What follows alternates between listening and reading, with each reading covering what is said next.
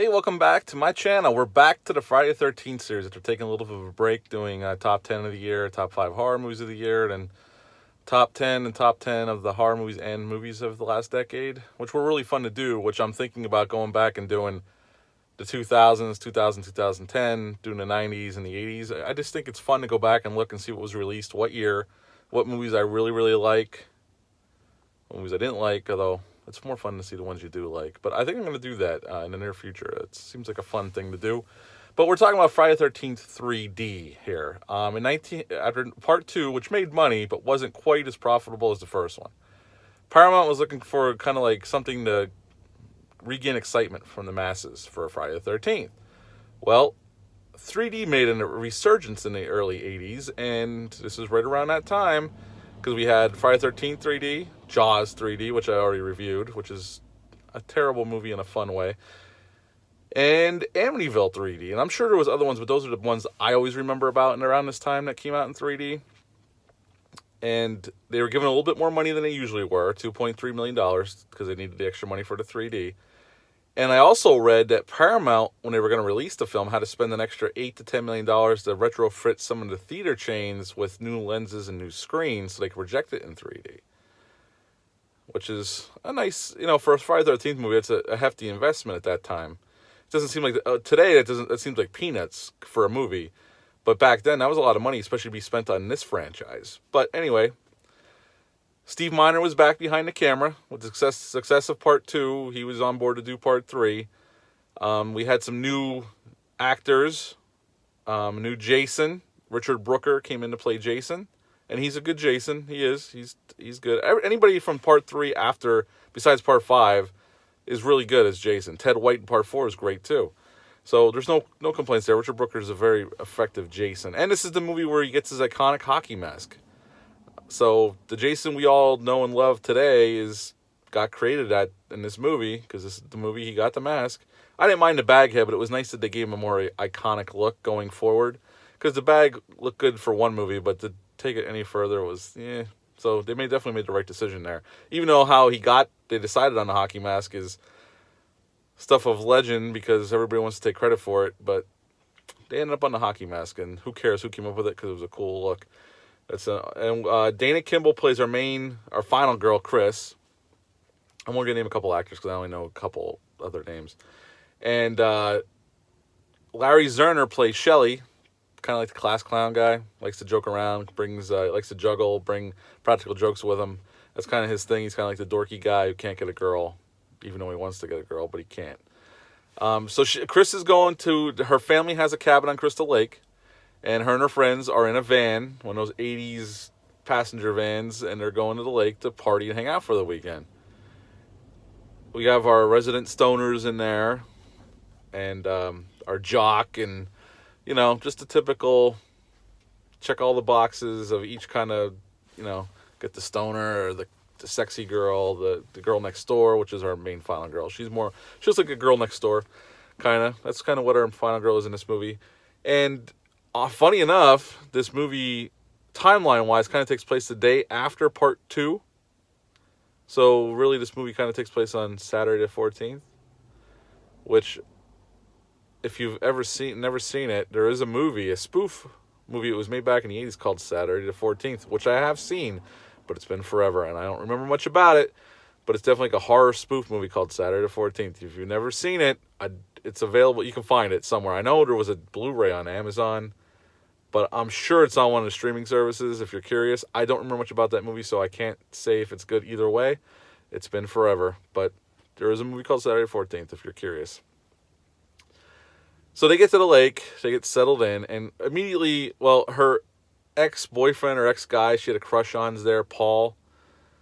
And he kind of helps the family out by taking care of the cabin and that. And he's happy to see her. But right away, she starts getting these flashbacks about when she was a little younger. They don't say the time, like how younger she was. It wasn't much younger than when she was when the movie's taking place.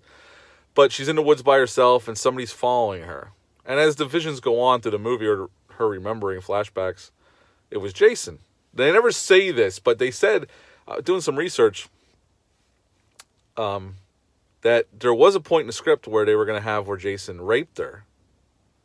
And that was what she was remembering, but they never shot it. they kind of just did what they did with it, where she had to run in with Jason and kind of forgot about it from the shock of it. She just didn't remember exactly what happened. So she's having these flashbacks. Everybody else goes about partying, smoking weed, drinking beer, having sex, hanging out. You know, this typical Friday the 13th tropes that have to happen for Jason to show up and kill you. You got to get those in there. So Jason starts his killing at this market. It's a little ways from the cabins.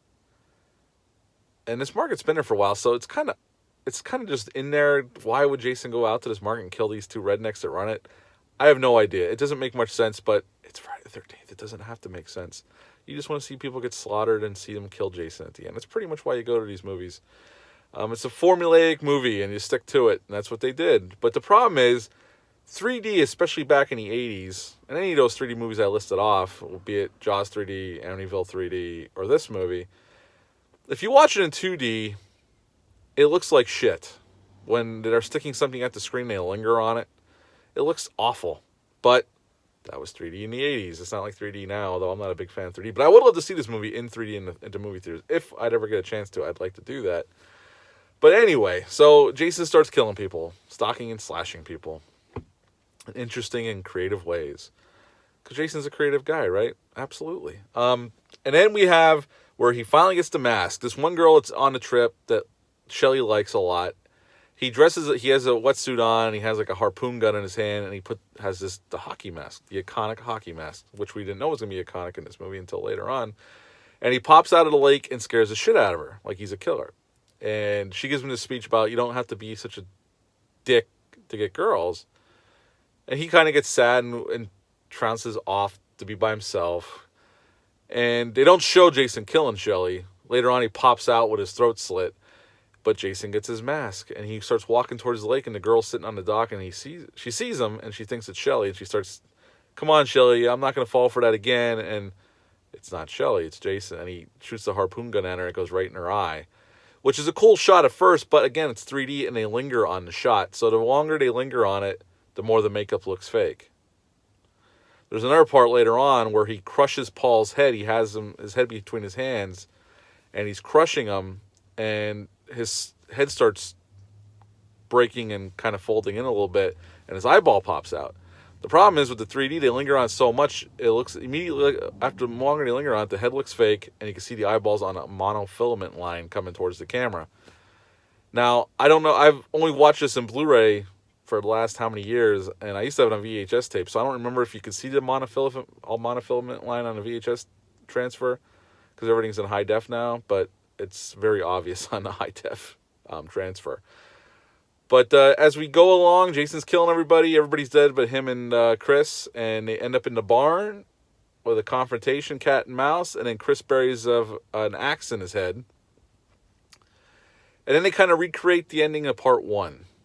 Just switch it up a little bit. Chris ends up in a canoe on the lake, and at the right time, Mrs. Voorhees' rotted corpse jumps out of the lake and takes Chris into the lake.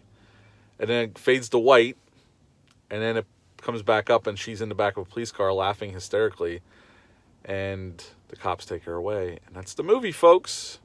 And that's where we're left off until part 4 picks right up after this. But we'll get to part 4. We'll get there. Is this movie any good? I say I like this one. I like this entry. I would say it's on par with the first movie. I give it a 6.75 if I have to rate it. It's not my favorite one. The next one, the final one I have to do, is my favorite one absolutely of the series, especially the Paramount years. I give it a 6.75. I think it's a decent entry into the franchise. The 3D holds it back a little bit. Those shots in 2D absolute like shit. I know they were constructed for 3D, but when you're watching it at home, it just looks terrible.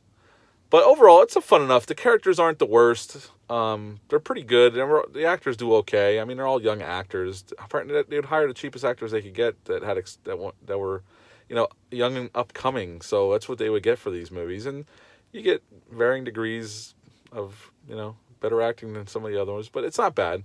And Richard Brooker is a very effective Jason. This movie's not bad. I mean, Steve Miner went on to direct other films after this. I mean, he's had a long career. He went on to direct House and a couple movies, that one movie with Mel Gibson, can't remember the name of it right now. Then he came back to horror in the 90s and did Lake Placid and Halloween H2O.